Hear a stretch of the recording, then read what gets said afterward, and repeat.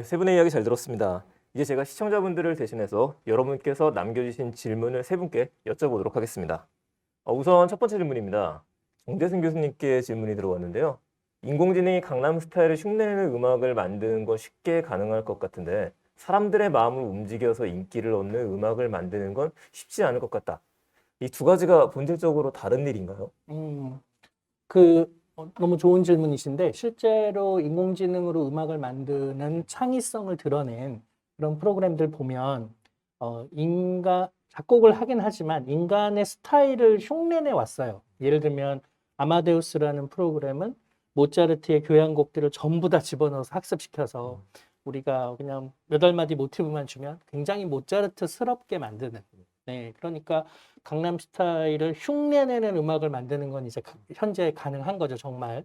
근데 사람들이 음악에 열광하고 마음이 움직이는 건 그 부르는 사람의 삶, 목소리, 그리고 이야기, 그리고 무엇보다도 그들만의 스타일. 사실 이런 거에 그런 것이 서로 연결돼서 동화돼서 하나가 됐을 때 감동을 느끼는 거거든요. 근데 그런 맥락을 생각해 보자면 인공지능이 언젠가는 그렇게 할 수도 있겠지만 지금은 굉장히 개성적인 자신만의 목소리, 삶, 이야기, 스타일을 갖지 못하고 있으니까 그런 맥락에서는 아직은 쉽지 않은 것 같고요. 그렇지만 언젠가는 그거마저도 인간만의 영역이라고 주장하기 힘든 그런 날이 저는 언젠가는 올 것 같습니다.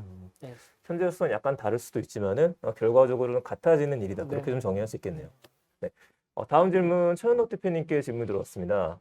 포트폴리오의 제공 수준을 넘어서 레벨 4의 자동화를 위해 선결되어야 할 근본적인 과제에 대한 질문인데요. 두 가지로 나눠서 질문을 달라고 했습니다. 기술적 분야와 법 제도적 분야로 구분해서 부탁드리겠습니다. 굉장히 전략적인 질문인데요. 좋은 질문입니다. 레벨 2, 3, 4 이런 말씀 드렸는데 레벨 4로 가기 위해서 기술적으로는 사실 이렇게 금융 쪽이 워낙 주먹국으로 직권으로 이루어진 영역이 많아서 그걸 다 이제 과학화하는 체계화하는 영역이 많이 필요하거든요.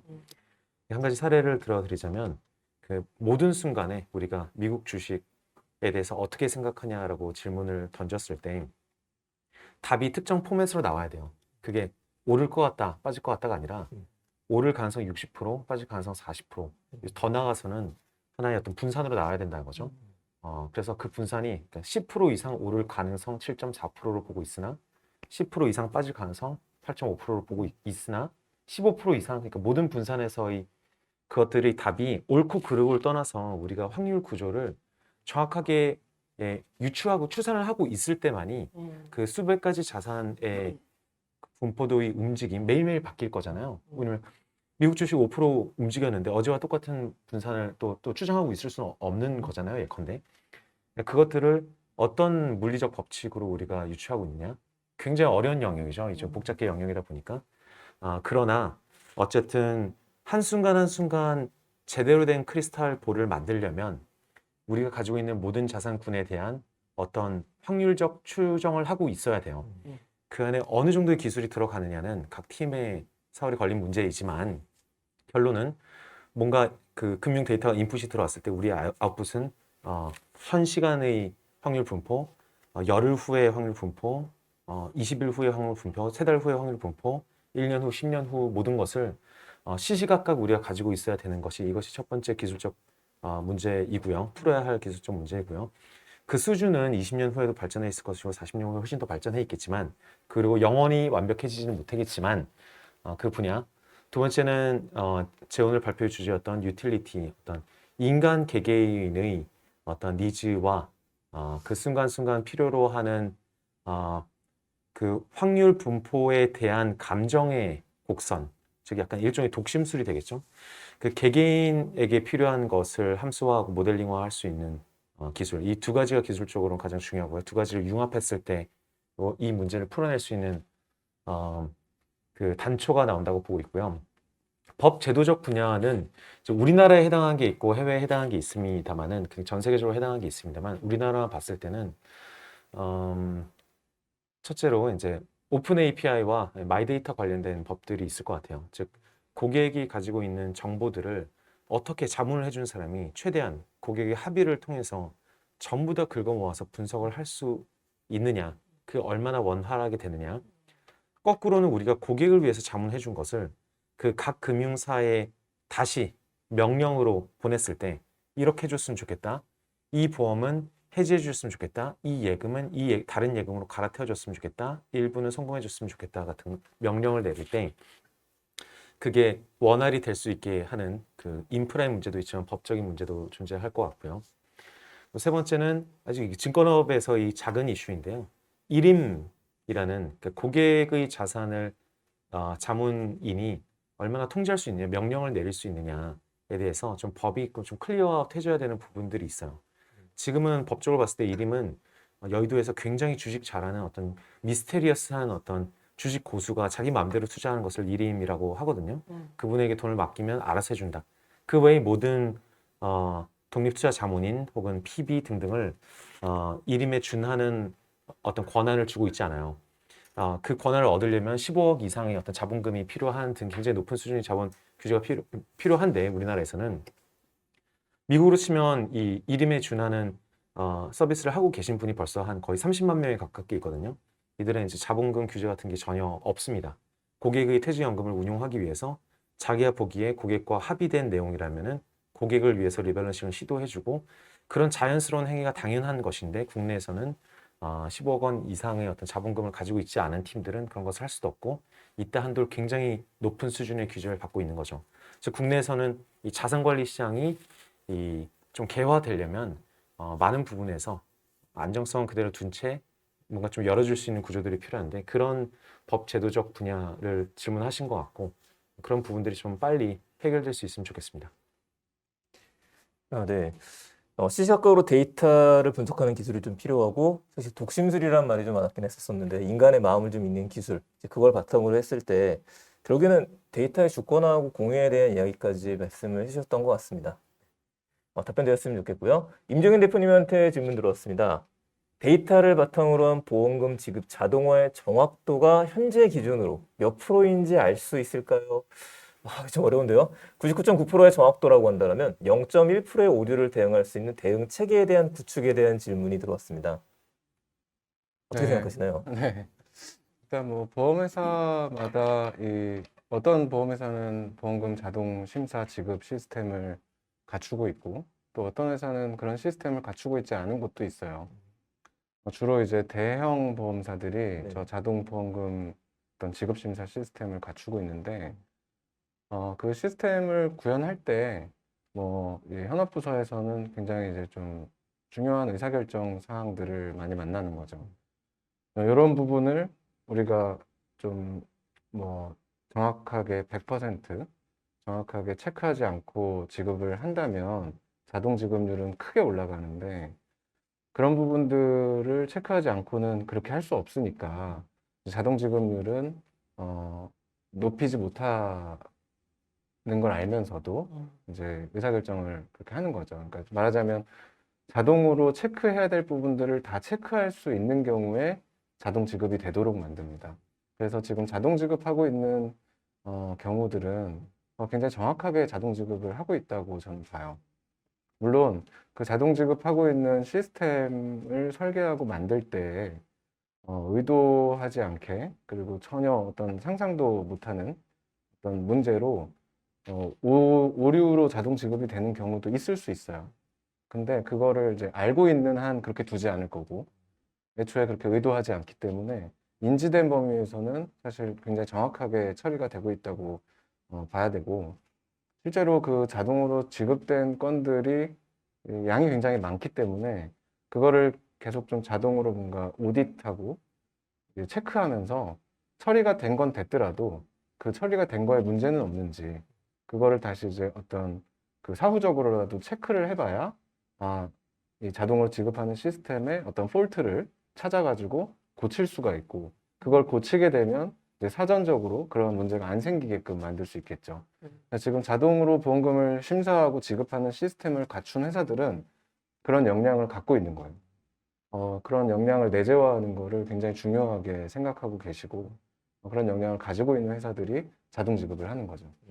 그리고 또 한편으로 생각해 볼 부분은 어떤 알고리드믹하게 처리되는 과정은 뭐 아주 뭐 크리스탈 클리어하고 정확하다 하더라도 거기에 인풋되는 데이터가 만약에 바이어스가 있다. 어떤 의도된 조작이든 그렇지 않던 그 데이터가 좀 부정확한 데이터가 들어간 경우에 잘못 처리될 수도 있겠죠. 그래서 보험회사는 지금 데이터와의 어떤 그 씨름을 하고 있다고 저는 느껴요. 데이터가 정말 중요하거든요. 이 데이터를 가지고 어떤 방아쇠를 당길 트리거를 찾을 수가 있고 어떤 의사결정을 자동화하고 이런데 다 데이터가 기준이 돼야 되기 때문에 데이터를 되게 중요하게 보고 있고 그래서 지금 저기 질문 주신 거를 좀 돌아가 보면 현재 기준으로 자동화의 어떤 정확도 정말 99.9% 정도라고 저는 봅니다. 0.5% 정도의 오류를 대응할 수 있는데 대응할 수 있는 체계도 구축이 되어 있는지 그렇죠. 지급 처리건들을 사후적으로 오디팅 하기 때문에 네. 그러니까 시스템이 자동으로 지급한 거를 사람이 직접 또 체크를 해보면 이게 문제가 없는지 확인할 수 있게 되죠. 네, 99.9%의 정확도를 가지고 있고 시스템뿐만 아니라 사람도 같이 해서 대응 체계를 구축을 하고 있다. 그렇게 좀 봐야겠네요. 맞습니다. 네. 전체적인 질문이 들어왔습니다.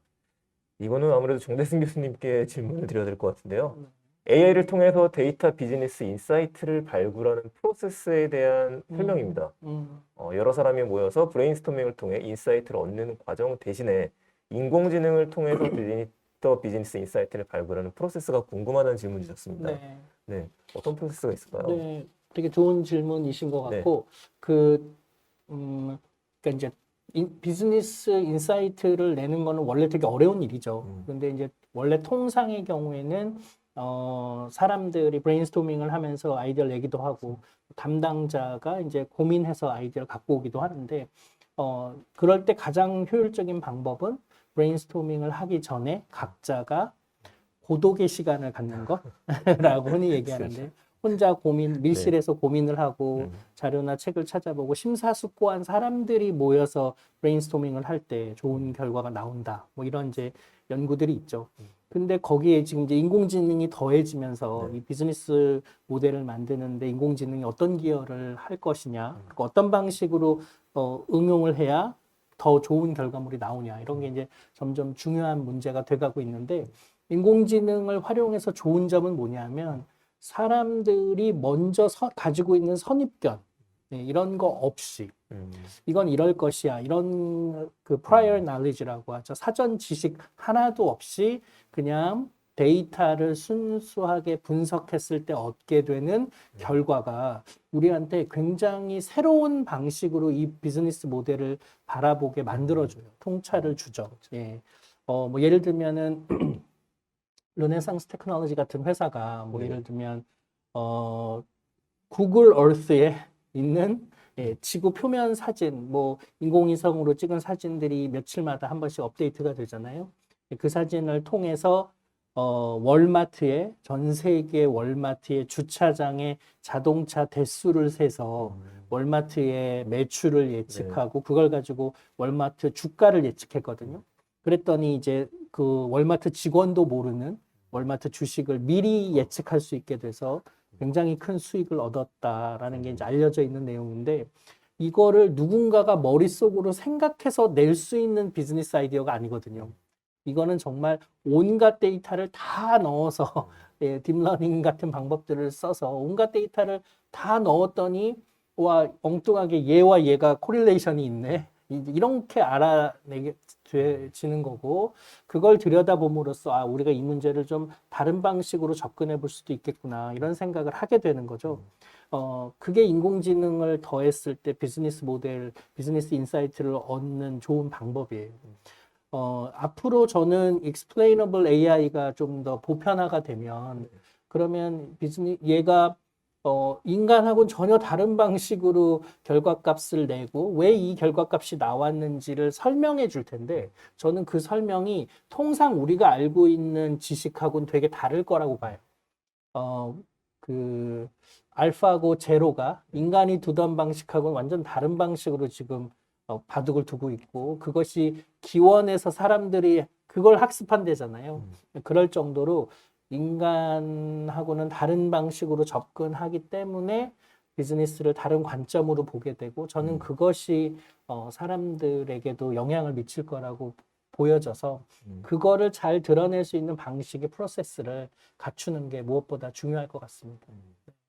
그래서 저희가 인사이트를 발견하기 위해서 말씀하셨던 것처럼 고독의 시간을 가지는 이유가 각자의 경험을 바탕으로 생각을 정리를 해서 모이는 시간이 필요한데 그것도 어쩔 수 없이 고정관념이라는 게 들어가지 않습니까? 네, 그렇죠. 근데 이거를 인공지능의 관점에서 보게 되면 고정관념이 좀 없이 우리들이 원했었던 새로운 시각을 발견할 수 있는데 데이터를 기반으로 한다. 그렇게 좀 정리를 하는 게 데이터 비즈니스를 좀 봐도 되지 않을까 싶습니다.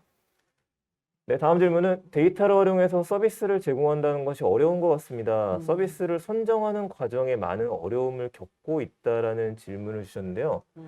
이게 지금 어려웠던 경험에 대한 이야기라서 전체적인 질문이 들어왔습니다. 혹시 세 분 중에서 경험 있으신 분 있으시면 질문 부탁드려도 괜찮을까요? 최영 대표님 어떠신가요? 서비스를 선정하는 데이터를 활용해서 서비스를 제공한다는 것이 이게 조금 전 질문이랑 조금 엮어 생각해 보면요. 네네. 서비스 기획의 영역이니까요. 이것도 이제 뭐 브레인스토밍과 좀 비슷한 영역이 있는데 부연해서 저도 좀 설명을 드리자면 그 인간이 그 연역적인 논리가 이제 그 귀납적인 영역이 있지 않습니까? 귀납적인 건 이제 데이터를 많이 보고 거기서 그냥 딱 떨어지는 것이고 이제 연역적인 거는 어찌 보면 그 논리를 원리 원칙을 추정하는 영역인데 지금까지는 사람의 도움을 더 많이 받을 수 있는 곳이 귀납적인 영역이에요. 우리가 컴퓨터가 우리보다 무조건 잘할 수 있는 게 엑셀 시트 1억 장을 보고 대충 보이는 분류를 해봐라 이런 거는 인간이 하면 100년 걸리는데 컴퓨터한테 시키면 금방 해주거든요. 그 영역에서 데이터의 도움을 받으면 무조건 도움이 되는 영역이죠. 사람보다 100% 나은 영역이니까요. 나중에는 뭐 연역적인 곳에서도 뭐 사람이 도움을 받을 수 있고 귀납적인 곳에서도 사람이 보는 어떤 희한한 데이터들이 있어서 굉장히 비정한 데이터들이 있어서 사람이 나은 영역도 아직 많이 남아 있을 것이고 하지만 일단 그 현 시대 2020년, 2021년의 데이터의 가장 큰 가치는 그 엑셀 시트로 치면 뭐 1억 장을 빨리 봐가지고 대충 중학교 3학년 고3 수준의 고3이 한 100년 동안 할 수 있는 일을 줄여서 할 수 있는 일이 가장 큰 어떤 밸류가 있는 영역이라는 생각이 들어요. 그래서 서비스를 제공한다는 것에서도 마찬가지일 것 같습니다. 인간보다 뛰어난 걸 지금 당장 할 필요는 없는 것 같아요. 그냥 인간이 100년 걸리는 일을 인간이 가장 못하는 영역을 빨리빨리 만들어주면 어떨까? 그쪽에 이제 커스터머 밸류가 가장 크다는 생각이 들고요. 그냥 대형 원칙으로요. 그리고 이제 데이터가 워낙 많이 움직이고 있으니까 일반론으로서 저희는 B2C 서비스로 좋으나 데이터가 중심이 될 거라면 좀 API를 통한 그러니까 정말 데이터의 가공과 빠른 전달 그 안에서 인사이트만 출현해서 또 새로운 데이터 벤더로서의 비즈니스도 한번 검토해 보셔라 이런 말씀을 한번 드리고 싶습니다. 그냥 국내 API 생태계가 소위 데이터를 주고받으면서 연결해주는 생태계가 국내에선 조금 느리게 발전하고 있는데 전 세계적으로는 이 B2B 영역이 완전히 변화할 정도로 큰 이제 지각 변동이 일어나고 있거든요. 세상에서 돈 가장 많이 버는 스타트업들이 상당수가 우리가 이름도 들어보지 못한 이쪽 데이터를 받아서 두 데이터를 합치고 보내거나 잠시 캐시에 보관하거나 아니면 약간 분석을 달리해가지고 다시 데이터를 보내주는 요청할 때 데이터 한 건씩 한 건씩 쏴주는 비즈니스로 변화할 것인데 너무 저희도 이제 B2C에서 굉장히 고생을 많이 한 팀이지만 너무 B2C의 활용을 보지 말고 이 데이터 본질의 비즈니스가 B2B에 있을 수도 있다는 점을 좀 더 집요하게 파보시면 괜찮을 것 같습니다. 일반적으로요. 네, 서비스 선정하는 과정에 대한 필요사항 그리고 어려움에 대한 이야기를 들었는데요. 이번에 임종희 대표님께 질문이 들어왔습니다. 보험 쪽이시다 보니까 우리나라 보험 산업의 선진화를 목표로 하고 있으시다는 말이 인상 깊었다라고 하시네요. 그래서 하고 계시는 일에 대해서 심사 등 업무 외에 어떤 식의 사업 확장이 될 수 있을지 이거에 대한 질문이 좀 들어왔습니다. 일단 이런 질문을 주신 분께 좀 감사하네요. 저희 이런 관심을 가져주셔가지고. 회사의 비전을 물어보시는 거 같아요. 네. 일단 저희는 그 보험산업 선진화라는 목표로 시작했고 그와 관련된 일들을 하고 있어요. 그리고 아까 이제 말씀드리는 자료 중에 우리가 접근하고 있는 좀 다양한 주제들을 몇 가지 오픈을 했는데 그래서 그런 것들을 하나하나 해나가는 게 꽤 시간이 오래 걸릴 것 같아요. 이게 기존 보험사들도 굉장히 오랫동안 이제 고민을 많이 하고 굉장히 훌륭한 분들이 사실 잘하고 계신 부분을 좀 더 어떻게 더 잘 할 수 있게 같이 좀 다른 관점에서 접근하고 뭔가 협업하고 시너지를 내고 이런 거라서 시간은 꽤 걸리겠지만 지금은 저희가 클레임에 좀 포커스를 하고 있습니다. 사실 클레임이라는 말도 좀 생소하실 수도 있어서 그 보험회사에 보험금을 청구해가지고 이제 청구한 보험금을 이제 지급받을 때까지 어떤 그런 과정, 그 부분의 서비스를 그냥 제가 클레임이라고 지금 표현을 하고 있는 건데요. 그 클레임에 지금 포커스를 하고 있는데 그 클레임에 포커스한 이유가 클레임 쪽에 가면 상품 언더라이팅 그리고 어떤 사고, 개인 보험 계약자, 뭐 관련 어떤 보험금 청구 지급과 관련된 다양한 파티들의 정보들이 사실상 다 모이고 정리가 좀 되거든요. 그냥 보험금을 지급할 때는 그런 데이터가 한번 확인이 돼야 되기 때문에. 그래서 저희가 클레임에서 시작을 하지만 사실 언더라이팅이나 상품 개발 그리고 어떤 요새 디지털 트랜스포메이션이 워낙 이제 막 가속화되고 있기 때문에 영업 마케팅 쪽으로도 도움이 되는 컨텐츠들을 만들 수 있겠죠. 그런 일들을 해나갈 거고 사실 그런 일들을 하다 보면 그런 생각이 들 것 같아요. 지금 보험회사가 보험 소비자들에게 서비스를 정말 나날이 발전시키고 계셔가지고 점점 좋아지고 있는데 그 B2C 서비스를 더 잘 할 수 있게끔 보험회사가 저희는 인슈어텍 스타트업으로서 이제 보험회사가 그 보험 소비자들에게 더 나은 서비스를 제공할 수 있게끔 어떤 아이디어 솔루션을 제공하거나 그런 B2C 서비스를 준비하고 있고 사실 준비를 하고 있어요. 그 부분은. 그리고 좀 나아가서는 뭐 헬스케어 쪽도 굉장히 재밌는 게 많을 것 같습니다. 예를 들면 어떤 사람은 어떤 패턴을 가지고 어떤 청구를 했단 말이에요. 어떤 질병을 얻었고 어떤 사고가 났고 사실 그런 어떤 패턴 그 패턴을 잘 관찰하고 데이터에서 인사이트를 보다 보면 그냥 지나가면서 봤을 때는 안 보였던 어떤 의미 있는 이야기를 그 개인 소비자에게도 들려드릴 수 있을 거라고 생각해요. 근데 이런 얘기들은 정말 뭐 아름다운 얘기고 재밌는 얘기인데 당장의 어떤 그 서비스로 만들어내기에는 굉장히 어려운 얘기죠. 그래서 지금은 이렇게 조바심 내지 않고 그 질문자분이 익명이에요. 익명님께 말씀드리고 싶은 거는 저희는 그 초심으로 그리고 지금 하고 있는 일을 일단 기본에 성실하게 잘 해나가면서 기틀을 좀 닦고 무궁무진하게 뻗어나가고 싶다. 그리고 그 끝은 우리나라 보험 산업이 크게 선진화하는데 기여한 회사로 기억되고 싶다. 뭐 이렇게 말씀드리고 싶습니다. 네, 감사합니다. 익명님께서 꼭 밑줄 치고 들으셔야 될 얘기였습니다. 다음 질문 저희 확인하도록 하겠습니다. 교수님, 최근 포털의 뉴스 편집 AI 알고리즘 이거 문제되고 있지 않습니까? 네. 결국에 인공지능도 사람의 알고리즘을 만들고 어떤 데이터를 투입하느냐에 따라 결과가 달라지는 문제가 발생하고 있는데 정말 이 문제점 보완할 수 있는 방법이 있을까요?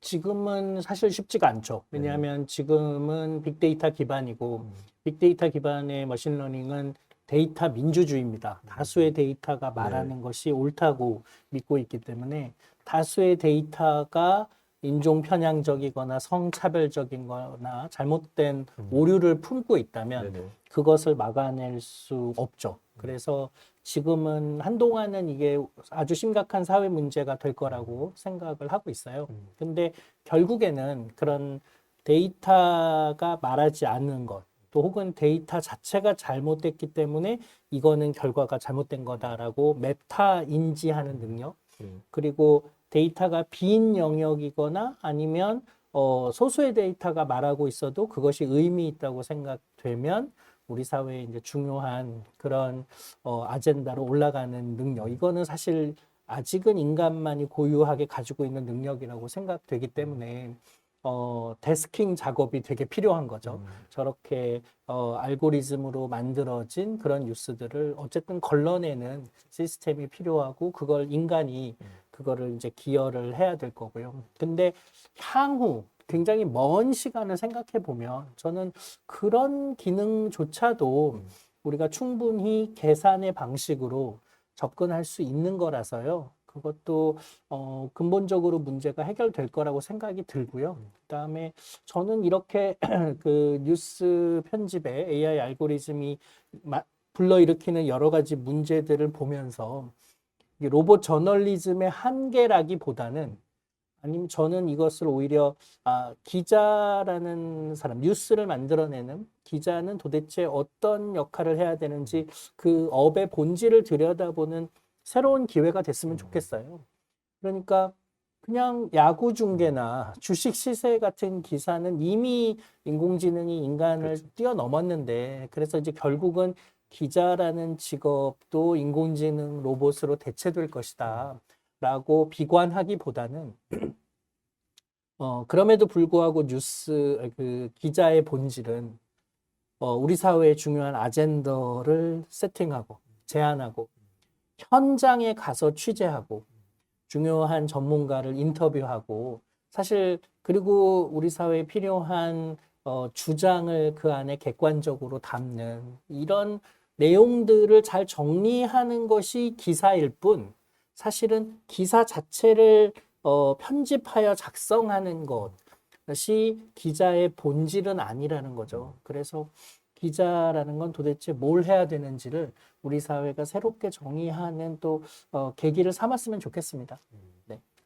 사실 뉴스 편집 AI 알고리즘만 이야기가 아니라 전체적인 거에 다 영향을 미치는 것 같습니다. 그 오염된 데이터가 잘못됐을 땐 네. 결국엔 사람의 힘이 먼저 필요하다는 얘기인 것 같고요. 나중엔 이것도 대체될 수 있겠지만 그러니까 그 전까지는 우리 모두가 업의 네. 본질에 대해 좀 고민해 볼 때가 아닌가 싶습니다. 교수님 확실히 AI에 대한 얘기다 보니까 질문이 좀 많습니다. 네, 인공지능과 빅데이터 두 팀을 한 팀처럼 의사결정하기 위해서는 아까 원팀에 대한 이야기를 해주셨었는데요. 네, 네. 이걸 위해선 둘 다 하는 의사결정권자가 필요할 것 같습니다. 네. 대기업에 계시는 분들 지금 많이 듣고 계시기 때문에 음. 그분들을 위해서 마인드에 대한 이야기 해주셨으면 좋겠습니다. 네, 네. 아니 근데 저는 이 질문을 굉장히 많이 받습니다. 그러니까 빅데이터 팀하고 인공지능 팀 합치면은 리더는 어디에서 나와야 돼요? 라든가 네네. 저는 여기다가 플러스 서비스 기획팀도 합쳐져야 된다고 주장했잖아요. 네네. 그러면 셋 중에 누가 리더를 해야 돼요? 음. 네, 이런 질문 많이 하시고요. 지금은 셋으로 나누어져 있는 이유가 그래야 각각의 임원들이 있고요. 그래서 임원 숫자도 많아지고 하면서 이게 이 안에서 약간 정치적인 그런 것들도 대기업들에서는 보이더라고요. 그러니까 사실 순수하게 그 리더가 결정되고 의사결정자가 결정되는 건 아닌 것 같아요. 근데 더 좋은 합리적인 결과물을 내기 위해서는 어떤 의사결정권자가 필요한가라고 만약 질문을 이제 정의한다면 네네. 제 답은 학습 능력이 빠른 사람이 의사결정자가 돼야 됩니다. 네, 그러니까 무슨 얘기냐면 아마 세 팀에서 뭔가 리더가 나왔겠죠. 네. 예, 그리고 그 사람은 어느 한 영역에서는 오랜 경험과 지식이 있지만 다른 새로운 영역들은 이제부터 배워야 되겠죠. 그 세 팀이 합쳐졌으니까요. 그래서 그걸 두루 다 경험한 사람이 사실 많지 않고 그렇다면 결국은 주어진 시간 내에 빠르게 학습을 해서 내 분야가 아닌 다른 분야여도 내가 내 분야가 결국은 되도록 빠르게 학습하는 능력이 굉장히 중요하고 저는 그게 리더가 갖춰야 될 아주 중요한 요소라고 생각하거든요. 나는 그쪽은 잘 모른다. 그거는 뭐 그쪽에서 알아서 하세요. 라고 하면은 정말로 그 세계가 물리적 결합을 넘어서서 화학적 결합까지 이루어지기는 어렵습니다. 그 화학적 결합이 이루어지려면 그 두루 그 영역들을 다 알고 내 분야인 것처럼 챙기고 그쪽 경험들을 아주 깊숙이 들어가 보려고 노력하는 리더가 있을 때 모든 부서들이 자기 영역이 중요하다고 생각하고 정직하게 참여하거든요. 그래서 그런 맥락으로 봤을 때 저는 제일 학습 능력이 뛰어난 사람이 둘 다 아는 사람을 데리고 오긴 쉽지 않기 때문에 네네. 네, 빠르게 둘 다 알려고 할 수 있는 학습자를 리더로 뽑는 게 중요하다고 말씀드리고 싶습니다.